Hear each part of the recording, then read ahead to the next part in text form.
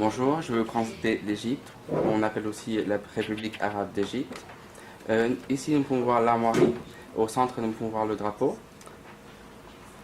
C'est un pays se trouvant en Afrique du Nord, situé sur la côte sud de la Méditerranée orientale. Il y a 92 millions d'habitants. L'Égypte est le troisième pays le plus peuplé d'Afrique, derrière Nigeria et l'Éthiopie.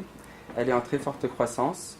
Sa population multipliée par 4 en 60 ans.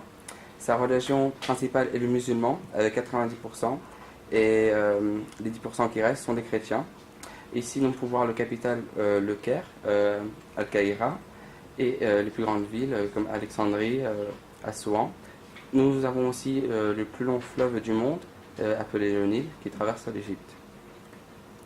À gauche, nous pouvons voir le président Abdel Fattah el-Sisi, et à droite, le Premier ministre Chérif Ismaïl.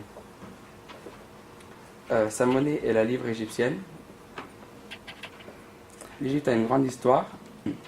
Nous pouvons voir les 4 époques. L'époque pharaonique, l'époque hellénistique et romaine, l'Égypte musulmane et l'Égypte contemporaine. La devise nationale est silence, patience, liberté, socialisme et unité. Le PIB est de 3 514 $. La langue officielle du pays est l'arabe, la langue parlée est l'égyptien. À Siwa, dans l'ouest du pays, on parle le Siwa Tamazigh, qui est aussi appelé le berbère. La langue liturgique des chrétiens d'Égypte est le copte. La langue parlée dans la région d'Assouan, dans la ville de Nubie, est le nubien. Ici, nous pouvons voir quelques principales fêtes.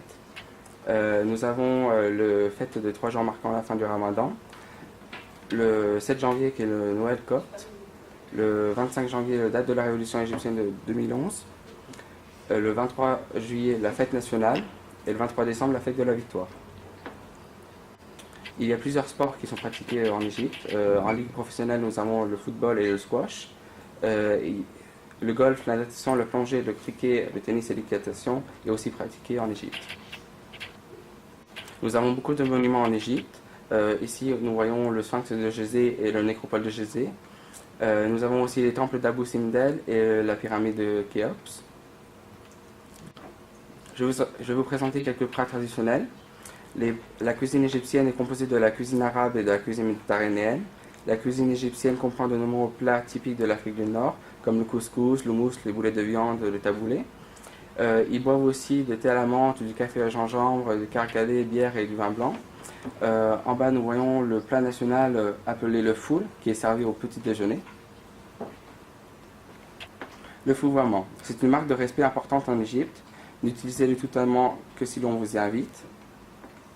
Les formules de politesse, elles sont très fréquentes et souvent répétées au cours d'une conversation. N'hésitez pas à faire de même en demandant à votre interlocuteur comment va la famille, sa vie, son travail. Il est fort probable pendant votre séjour qu'on vous invite à partager un repas, c'est un signe marqué d'intérêt. La politesse veut que vous acceptiez et que vous fassiez honneur à tous les plats qu'on vous sert. Il faut avoir une tenue vestimentaire décente. En dehors de la plage, vos bras et vos jambes doivent rester au maximum couverts. Il faut aussi prendre conscience de certains tabous gestuels, comme les hommes ne doivent pas croiser les jambes lorsqu'ils sont assis. Les couples doivent aussi faire preuve de la plus grande discrétion en public. Et à l'inverse, ne vous étonnez pas si 2 hommes se tiennent la main ou le bras dans la rue, c'est une preuve d'amitié. Il y a quelques sujets à éviter, comme la religion, le colonialisme ou la situation économique et politique du pays. Pour négocier avec un Égyptien, il faut surtout attendre la nécessité d'établir une bonne relation de travail avant de passer aux questions d'affaires. Les Égyptiens préfèrent faire des affaires avec quelqu'un qu'ils ont rencontré en face à face. Il est également important de faire des visites fréquentes, ce qui montre votre engagement sur le marché égyptien. Essayez de garder votre équipe cohérente pour votre entreprise égyptienne et évitez d'envoyer une personne différente à chaque visite. Et surtout pas de sous-estimer ou d'essayer de précipiter l'établissement des relations. Donc comment partir en Égypte? Donc quand partir? D'octobre à mai, le climat est doux et idéal pour voyager. En juin et juillet, le temps devient très chaud. En août et octobre, le temps est plus accessible, mais toujours très chaud. Il est obligatoirement d'avoir un passeport et aussi un visa pour rentrer en Égypte. Le visa va vous coûter entre 38 € et 57 €. La vie égyptienne est beaucoup moins chère que la vie française. 1 euro est égal à environ 20,60 livres égyptiennes. Donc c'est-à-dire une bouteille d'eau en Égypte va coûter 3 livres égyptiennes qui est égale à 15 centimes. Euh, pour 7 nuits dans un hôtel en Égypte vont coûter entre 150 euros et 200 euros. Et le billet d'avion de la France pour aller en Égypte va coûter entre 1500 euros et 1200 euros. Je pense que vous avez toutes les informations nécessaires pour partir en Égypte. Merci pour votre attention.